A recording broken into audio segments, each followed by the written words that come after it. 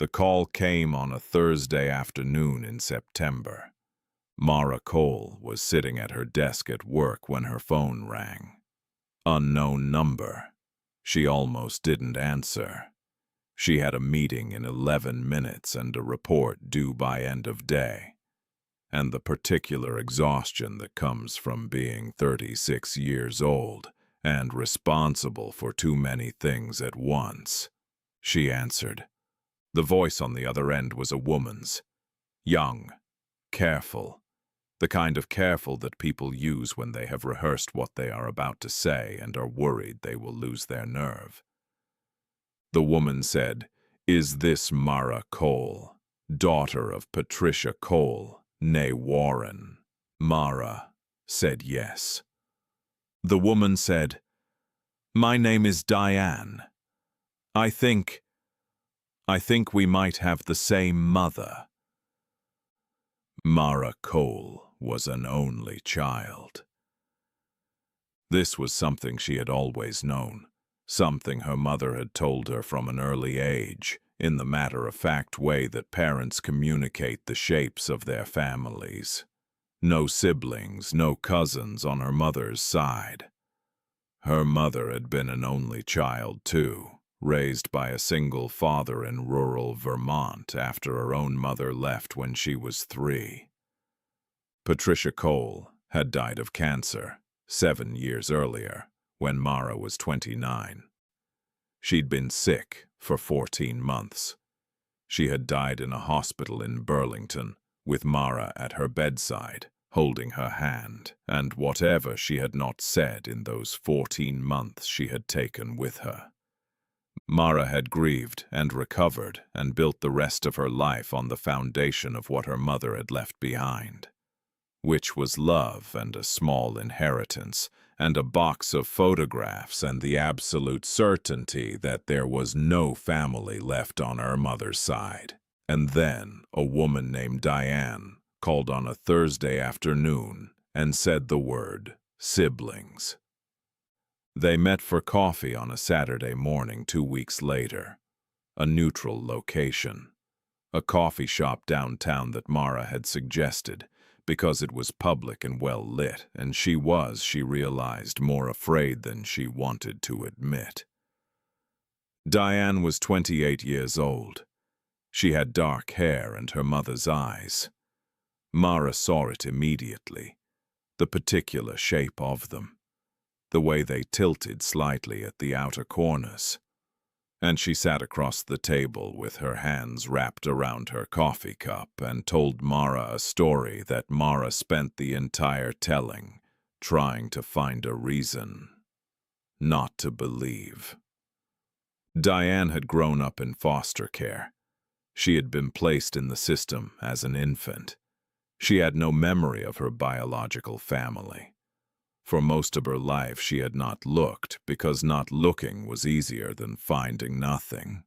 But 2 years ago, she had submitted a DNA sample to a genealogy database, and 3 months ago, she had matched with Mara's cousin on her father's side.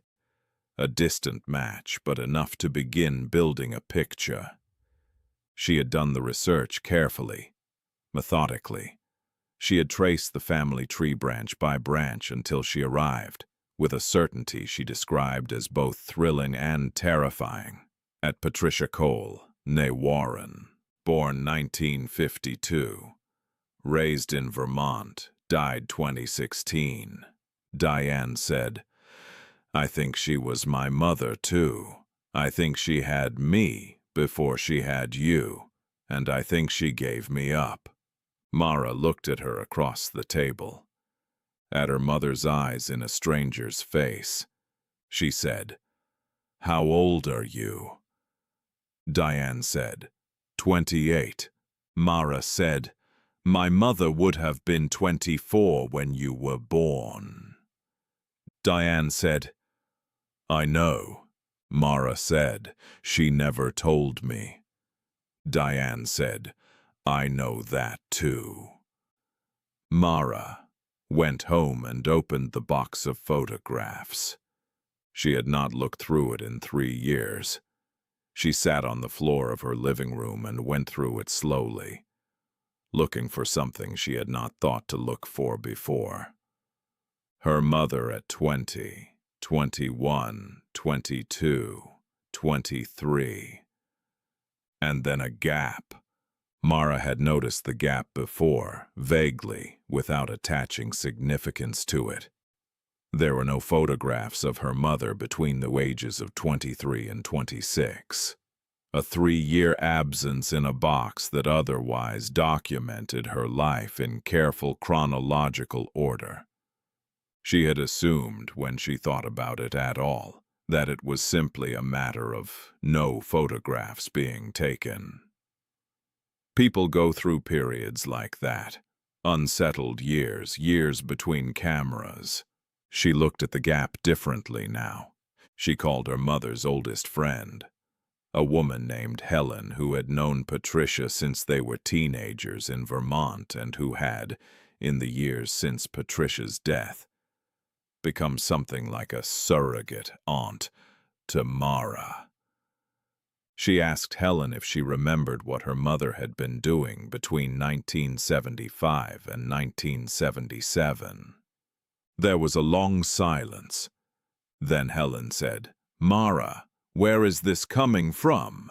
Mara told her. There was another silence. Longer. Then Helen said, "Your mother made me promise. A long time ago.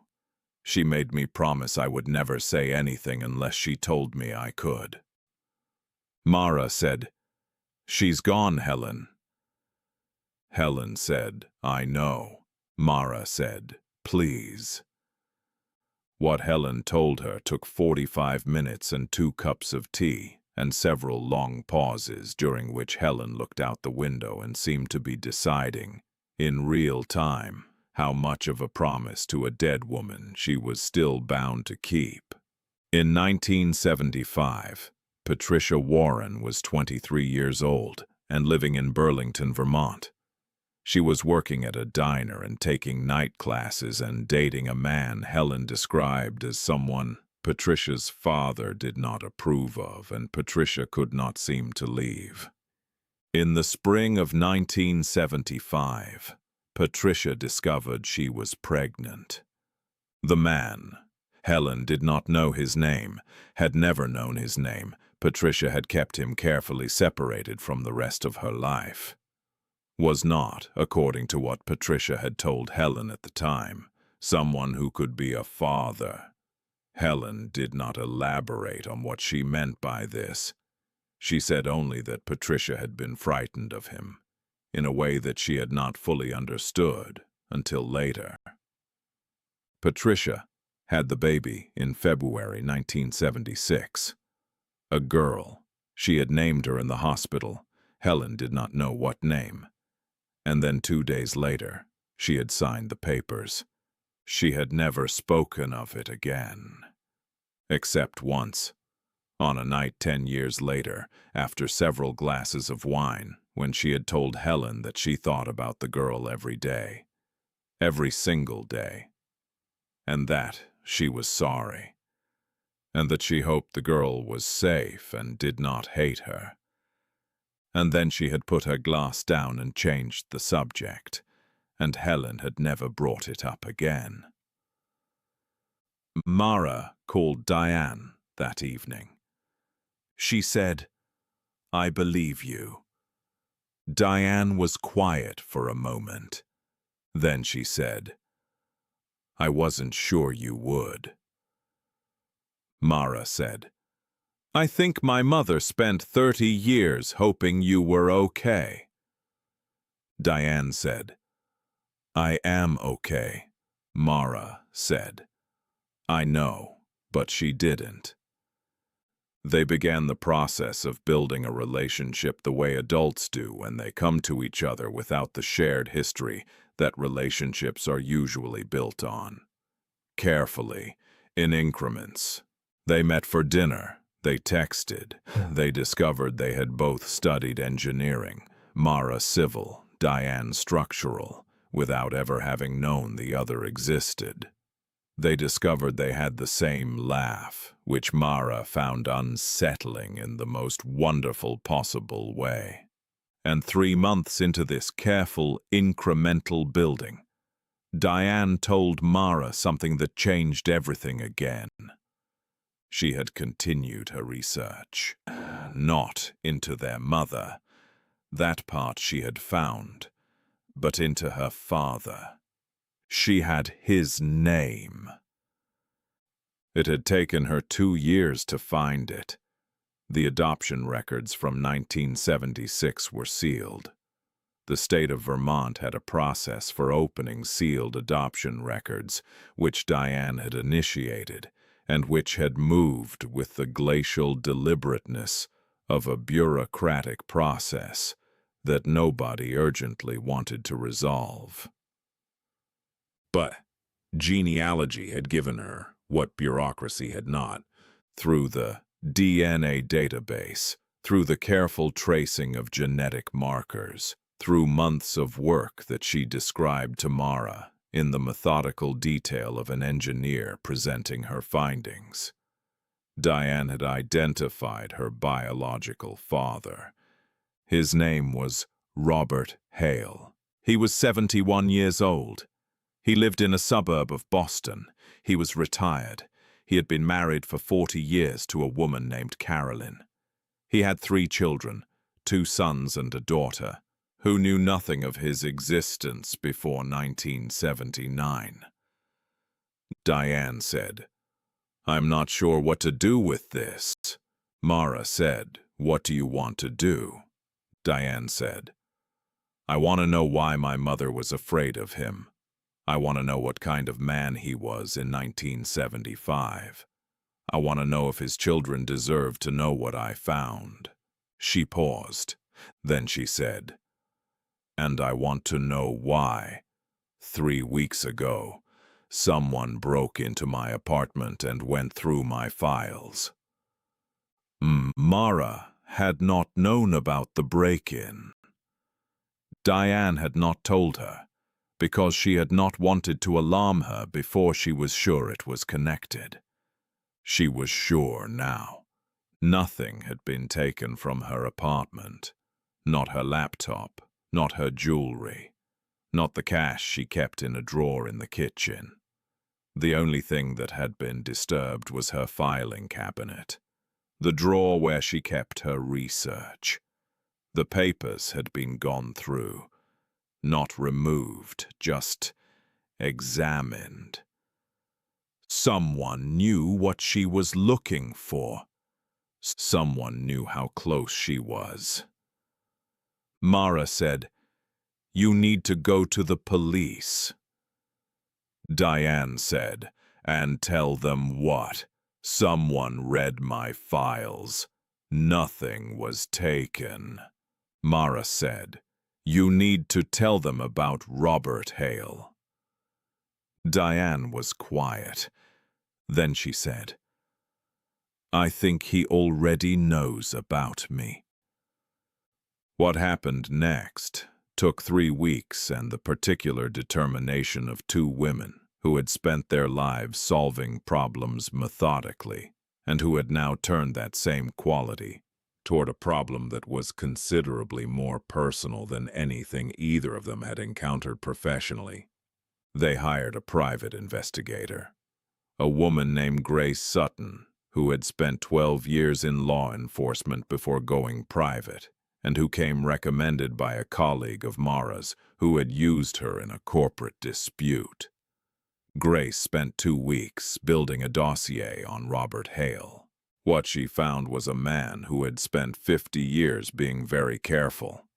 There were gaps in his professional history that didn't quite line up. Business partnerships that had dissolved under unexplained circumstances. A civil lawsuit from 1989 that had been settled quietly. A name that appeared in the margins of a financial fraud investigation from 2001. Not as a subject, but as a person of interest who had been interviewed and then released without charge.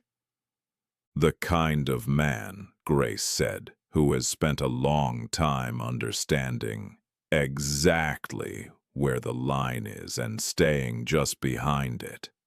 She also found something more specific. In 1975, Robert Hale had been investigated by the Burlington Police Department in connection with the assault of a woman.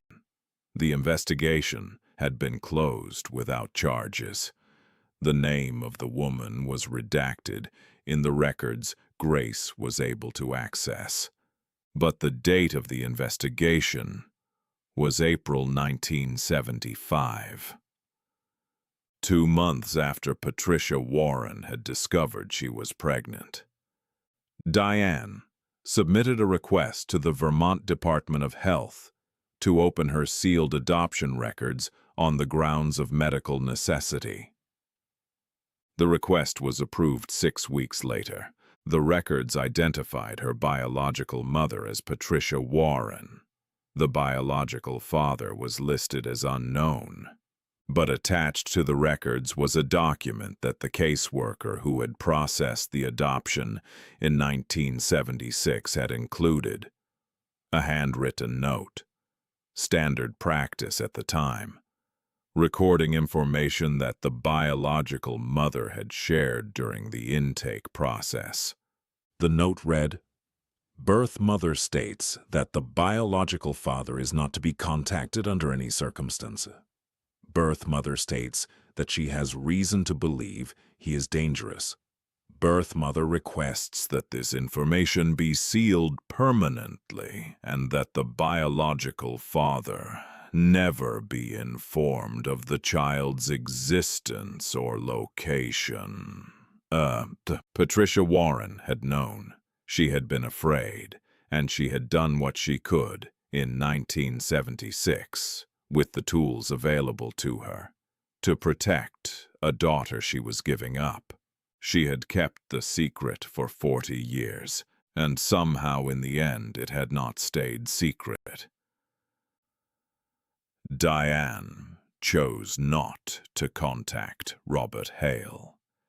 She made this decision on her own after a long conversation with Mara, and she made it clearly and without ambivalence. She did not want a relationship with him. She did not want to give him the opportunity to manage or contain what she knew. She did not want to be in the position of needing something from a man her mother had been afraid of. What she did do was send a letter, certified mail, to his home address in Boston. The letter said in 3 paragraphs that she was aware of his identity and aware of the circumstances of 1975, that she had documentation, that she was sharing this documentation with her legal counsel, and that copies existed in multiple locations, that she had no intention of contacting him further, and that she wanted him to know that his daughter had found a sister, and that she was okay. She never received a response. The break-ins stopped. Mara and Diane have been in each other's lives for 2 years now. They have their mother's eyes. They have the same laugh. They call each other on Sunday evenings, which is when Mara used to call her mother. And they have never discussed this coincidence directly, but both of them know it. Mara went back through the box of photographs. She found the gap. 3 years, 1975 to 1977, with nothing. And then tucked into the very back of the box, behind the last photograph, folded twice, so small she had missed it every time she had opened the box before, a piece of paper, a hospital bracelet, the paper kind from 1976, faded almost to illegibility, with a name on it. Not her mother's name, a baby's name. 2 words in faded ink. Diane Warren. Her mother had kept it. For 40 years she had kept it. in the back of a box of photographs that she had left to Mara. Not hidden, waiting. Mara sent the bracelet to Diane by registered mail. She did not include a note. She did not think one was necessary. She received a text message from Diane 4 hours after the package was delivered. It said only, "She kept it." Mara wrote back, "She kept it." They did not speak again until Sunday evening, when Mara called, and Diane answered, and they talked for 2 hours about nothing in particular and everything that mattered. The way sisters do. This story is fictional and created for entertainment purposes only.